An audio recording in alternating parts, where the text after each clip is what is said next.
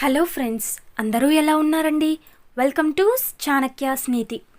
ఆచార్య చాణక్యుడు దౌత్యవేత్త, ఆర్థికవేత్త, అలాగే రాజనీతిజ్ఞుడు.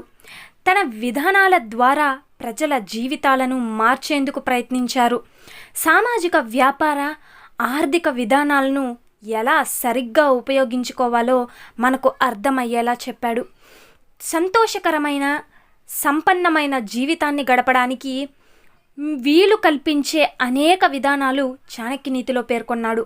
మంచి జీవితానికి డబ్బు ఉండడం చాలా ముఖ్యమని చాణక్యుడు చెప్పాడు.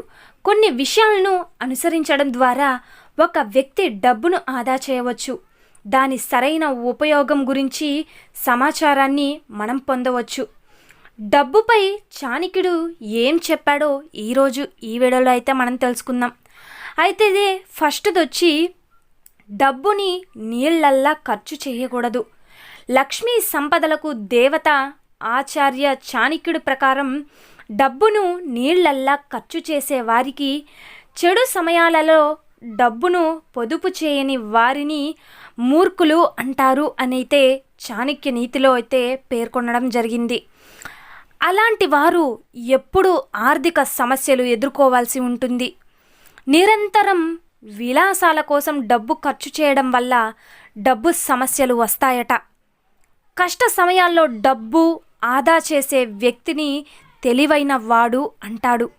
కాబట్టి మీరు కూడా డబ్బును ఎప్పుడు ఉపయోగించాలి అన్నది తెలుసుకోండి. చెడు పనుల ద్వారా సంపాదన. చాణక్యుడి ప్రకారం డబ్బును వరుసగా ఉపయోగించాలి, వనరుగా ఉపయోగించాలి. చెడు పనుల ద్వారా సంపాదించిన డబ్బు పనికిరాదని కూడా చాణక్యుడు చెప్పాడు. అలాంటి డబ్బు మీ చేతుల్లోంచి ఎప్పుడో జారిపోతుంది అని మీకు తెలియదు. మంచి ప్రదేశంలో జీవించాలి. చాణక్యుడి విధానం ప్రకారం మీరు ఉపాధి, జీవనోపాధికి చాలా అవకాశాలు ఉన్న స్థలాన్ని ఎంచుకోవాలి. అలాంటి చోట ఉండడం వల్ల మీరు ఎప్పుడూ ఖాళీగా ఉండలేరు. మీ ప్రయత్నాల ద్వారా ధనవంతులుగా అవుతారు.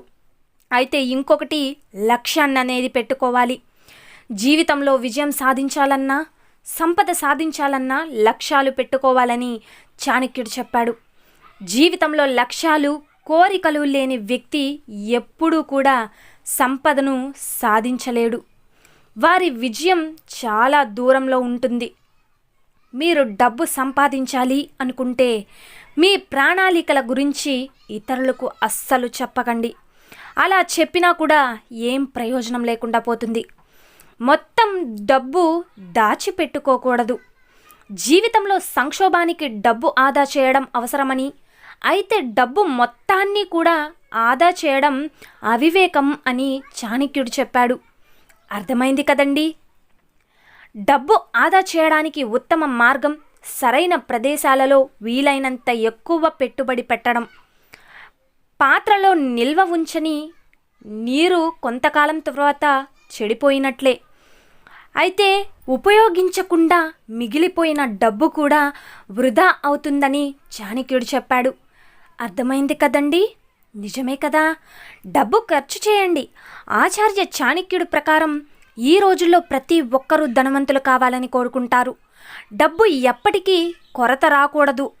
ఒక వ్యక్తి డబ్బు సంపాదించడానికి చాలా కష్టపడతాడు.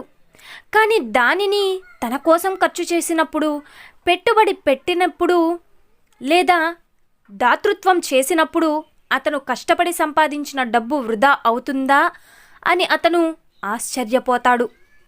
డబ్బును ఎవరూ ఆపలేరని అలాగే ఆచార్య చాణక్యుడు చెప్పాడు.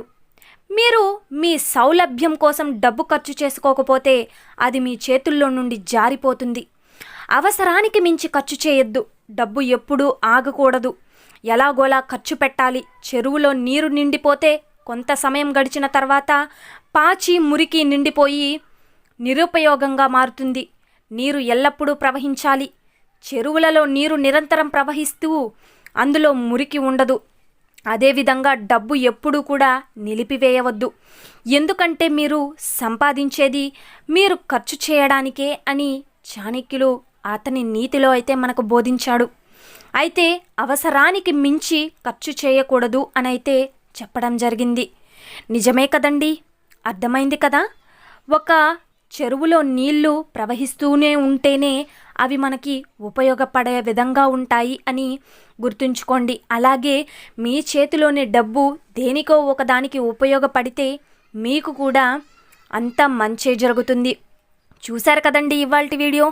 ఈ వీడియో మీకు నచ్చితే లైక్ చేయండి. అలాగే మన ఛానల్ ఎవరైనా స్టార్టింగ్ చూస్తున్నట్లయితే సబ్స్క్రైబ్ చేసుకోవడం మర్చిపోవద్దండి. ఇలాంటి చాణక్య నీతి మోటివేషనల్ వీడియోస్ మీకు నోటిఫికేషన్ రూపంలో రావాలి అంటే పక్కనున్న బెల్ సింబల్ని క్లిక్ చేయండి. నేను పెట్టే ప్రతి వీడియో మీకు నోటిఫికేషన్ రూపంలో అయితే వచ్చేస్తుంది. చూస్తూనే ఉండండి చాణక్య నీతి. రేపు చాణక్య నీతిలో ఆయన మనకి ఏం సందేశం ఇవ్వబోతున్నారు అన్నది రేపటి వీడియోలో తెలుసుకుందాం. Thank you for watching friends.